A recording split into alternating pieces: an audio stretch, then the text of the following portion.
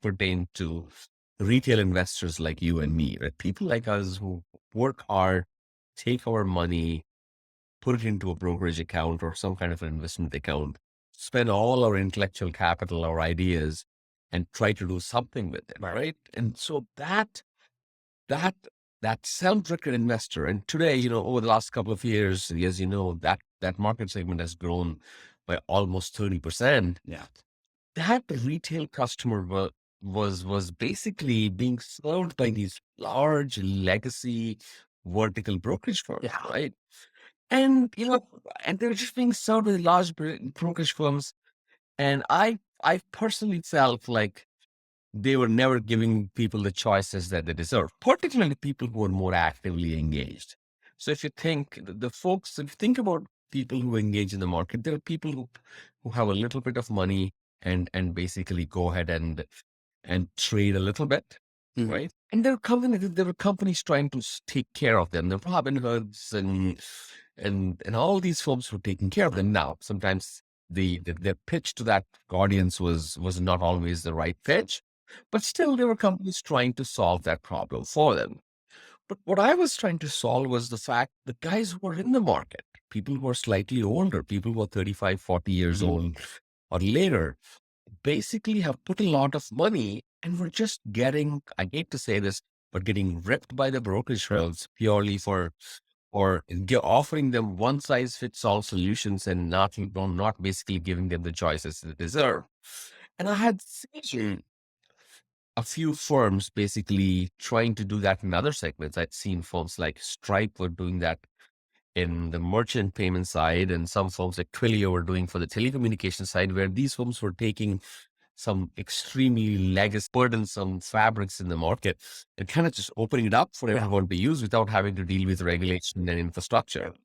And so that prompted us to think about financial services to a point where it is just not the large companies that can offer financial products. Somebody like a Dan or a Julian should be able to offer it without having to go through the compliance and risk access, infrastructure or everything that Wall Street stops you from coming. Yeah. And so that was the idea that let's build that infrastructure once and one last time, but unbundle. That's what the unbundling of financial services. So we built the firm in in the 2013, 2014 timeframe. Spent a lot of time and energy up. We put together some of the best people we thought who could accomplish this. And we took that burdensome financial services fabric and we exposed it to everybody. Today, we have over 300 companies that use it. I mean, we process billions and billions of dollars worth of transactions every week. We're the most widely used infrastructure API in the market. You're making billions of calls every day. But what fascinating is the fact that, we have changed that active trading space in the sense that the traditional, TD, the Think or Swim kind of companies, the traditional, Schwab and Fidelities and all offering vertical products, and these guys clamoring, paying huge fees, huge commissions, versus now we're letting entrepreneurs build the last mile. We got hundreds of these companies who are offering better products than the traditional brokers, and people are paying much less.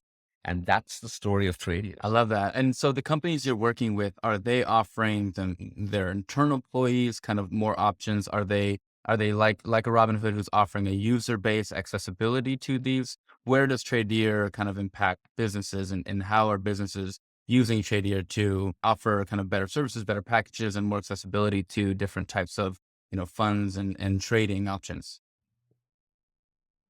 No, we solve a very simple use case, but it solves so many times. We do it at scale. At the end of the day, think of a simple use case, and that is, let's say Julian basically thinks of the market a certain way and has got a strategy that how to invest.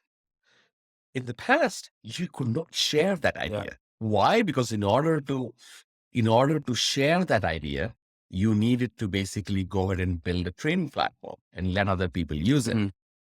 And so now Jillian could launch Jillian Trades tomorrow. It could be a simple case that, Jillian is writing a blog and talking about all the companies that you should invest.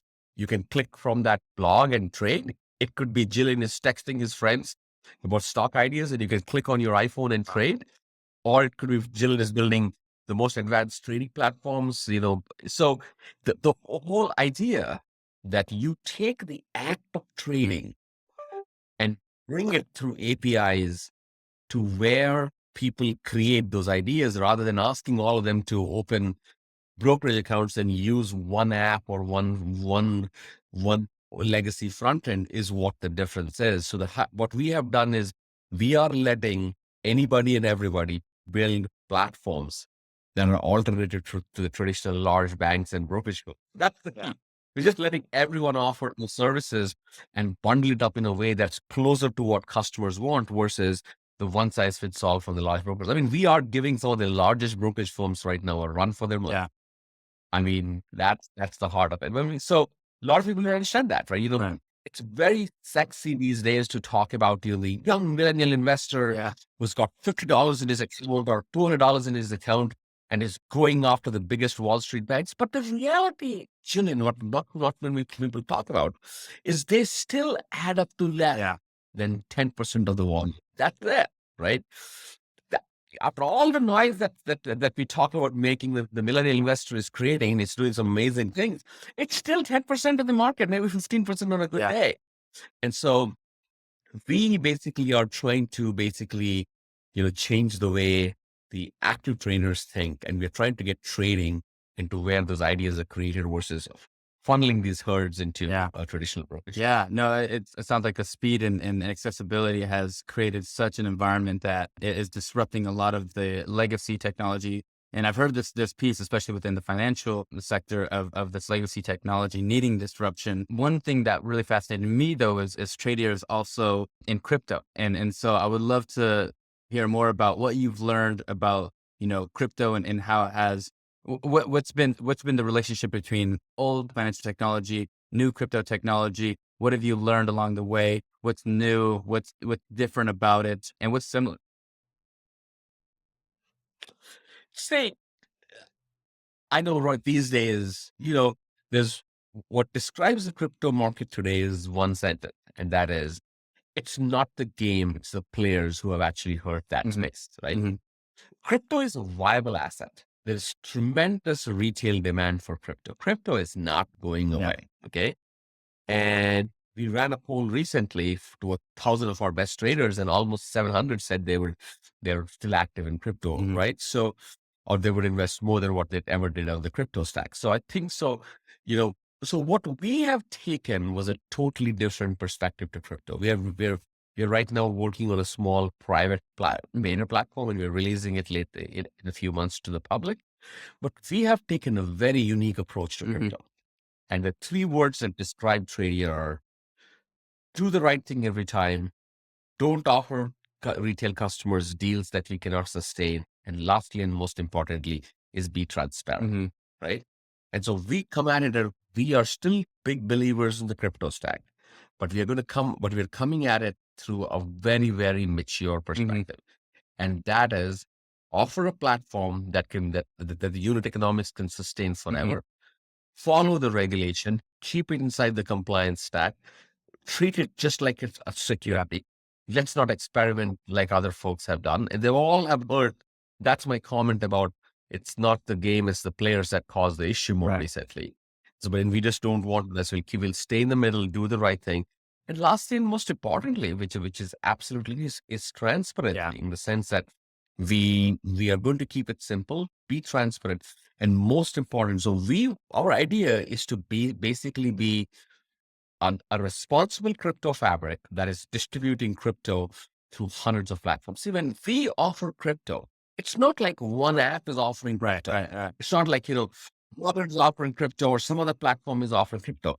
When we as a fabric say we're offering crypto, hundreds of companies will offer that product because of the platforms that connect to us. So we are a multi-tenant, multi-mass distribution marketplace, right? And so we, from the sheer size, we have an amazing response. We have a much, what I call as larger responsibility. And more importantly, that the industry needs to behave responsibly. And I think we want to be that responsible party who are actually going to do something super unique. We are basically linking their crypto trading to their brokerage account. The cash in the brokerage account is still going to be protected by the regular SIPC and all the insurances you get from traditional regulated Yeah. stack. And we're going to treat it like a regulated stack and be ahead of everyone. So that's what we're trying to do.